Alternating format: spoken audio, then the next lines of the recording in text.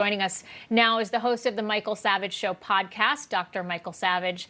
Michael, we watch these clips of Kamala in Poland, and it's the same thing every time she has an important event, every occasion, she's always cackling. Why is that?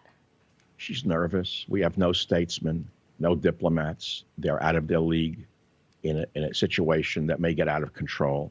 And as Kissinger wrote, the test of policy is how it ends, not how it begins. So it's very nice for all of us want to get involved with this terrible tragedy. But how is it going to end? We've had wars before that have begun with great enthusiasm, didn't end very well. I can go all the way back. So can I quote Kissinger directly because it was written in 2014? I don't want to paraphrase the words. They're so well crafted and they may help us. You have some of this up here, which is great. And it continues with Russia must accept that to try to force Ukraine into a satellite status and move Russia's borders again would doom Moscow to repeat its history of self-fulfilling cycles of pressures with Europe and the United States. And he said, this is very important, the West must understand that to Russia, Ukraine can never be just a foreign country. He said, Russian history began in what was called Kievan Rus. The Russian religion spread from there. Ukraine has been part of Russia for centuries, and their histories were intertwined before then. Some of the most important battles for Russian freedom, starting with, and he goes through it. And here's a very important point. Some of the great dissidents that still may be remembered, like Solzhenitsyn, a great hero of mine, Solzhenitsyn, a freedom fighter, Joseph Brodsky, they insisted that Ukraine was an integral part of Russian history and indeed of Russia. And they wrote, the European Union must recognize that its bureaucratic subordination of the strategic element to domestic politics in negotiating Ukraine's relationship to Europe contributed to turning a negotiation into a crisis. And he went on. And again, I don't want to just quote on and on. I would like to move into something about what we can do, because tomorrow's podcast is called The Path to Peace. I interviewed Colonel McGregor. I think you may have had him on the show. He's a wonderful man, and he's a historian and a military man, West Point. And he said that if he wanted to be the man of the hour, President Biden holds all the cards. It's Biden who should step in, going back to your first point, not Kamala the cackler. Biden should step in like the principal in a terrible bloody fight and say, stop. We will accept neutrality. Let's convene a conference and sort the rest of it out.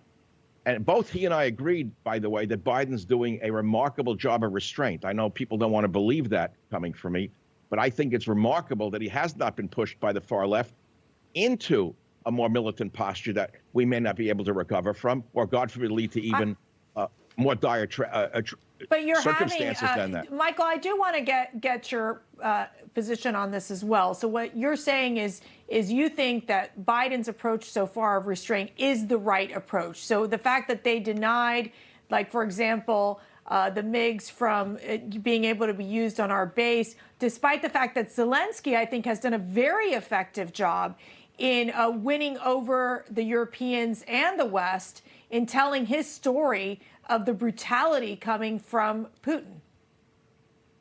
Well, you've said a lot there, and I don't know where to begin and where to end. The fact of the matter is, I think Biden has shown great restraint in not throwing fuel on the fire.